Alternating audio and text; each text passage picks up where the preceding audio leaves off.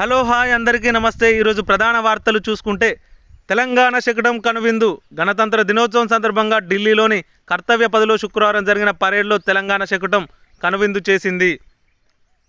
గత 10 ఏళ్లకు భిన్నంగా ప్రజాపాలన, సామాన్యుడికి అందుబాటులో సీఎం, మంత్రులు. గణతంత్ర దినోత్సవ వేడుకల్లో గవర్నర్ తమిళిసై హాట్ కామెంట్. నిన్న జరిగిన రిపబ్లిక్ డే వేడుకల్లో పాల్గొన్న ఆమె జాతీయ జెండాను ఆవిష్కరించి మాట్లాడారు. టీఎస్పీఎస్సీ ప్రక్షాళన పూర్తి కాగానే ఉద్యోగుల భర్తీ ప్రక్రియ మొదలవుతుందని తెలిపారు.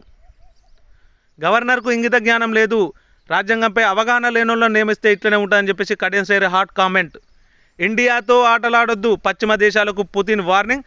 భారత విధానంపై ప్రశంసలు. రేపు రాష్ట్రానికి కేంద్ర మంత్రి అమిత్ షా మహబూబ్నగర్, కరీంనగర్, హైదరాబాద్లో పర్యటన. బీజేపీ క్లస్టర్ మీటింగ్లకు హాజరు. టీఎస్పీఎస్సీ చైర్మన్పై అసంతృప్తి నిజమే, ఈ విషయాన్ని సీఎం దృష్టికి తీసుకెళ్తానంటున్న ప్రొఫెసర్ కోదండరాం.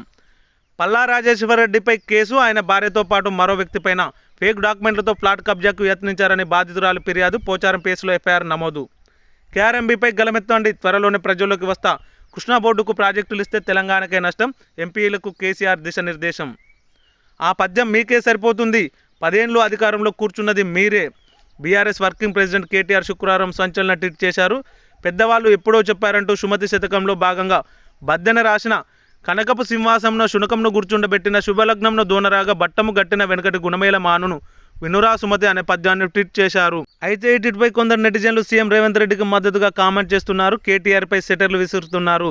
శునకాలు నీలా మరుగుతాయి, సింహాలు గర్జిస్తాయి. తెలంగాణ ప్రజలు విజ్ఞులు కాబట్టే నిన్ను, మీ అయ్యను ఆ డొక్కు కారును షెడ్డుకు పంపారు అని ఓ నెటిజన్ రిప్లై ఇచ్చారు.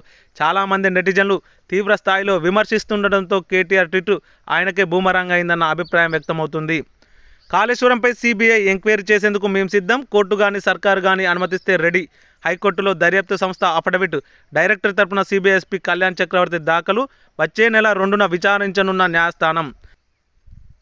అయితే అఫిడవిట్లో సిబిఐ వారు పొందుపరిచిన అంశాలు చూసుకుంటే 40,000 కోట్లతో పూర్తయ్యేదాన్ని 2 లక్షల కోట్లకు పెంచారు.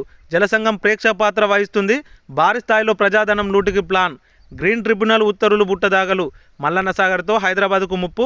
ఇప్పటి వరకు మాకు ఫిర్యాదులు రాలేదు. ప్రాజెక్టు కోసం దొడ్డిదారిన క్లియరెన్సులు. రైల్వే సంస్థల నుంచి 80,000 కోట్ల కన్నా ఎక్కువగానే రుణం తీసుకున్నారని చెప్పేసి పొందుపరచడం జరిగింది. కాస్తు కాలం ఉండాలా వద్దా, దున్నేవారు యజమానులయ్యారా. రాష్ట్రంలో 18 లక్షల ఎకరాలు మాయం. అనువాదారు కాలం ఎత్తేసిన ధరని చట్టవిరుద్ధం అంటున్న రెవెన్యూ నిపుణులు. భూములను దొరలు, దేశముఖులకే కట్టబెట్టిన కేసీఆర్. కలెక్టర్ల నుంచి అభిప్రాయాల సేకరణ. ఫస్ట్ వీక్లో ఫ్రీ కరెంటు, 500 రూపాయల గ్యాస్ సిలిండర్ సైతం.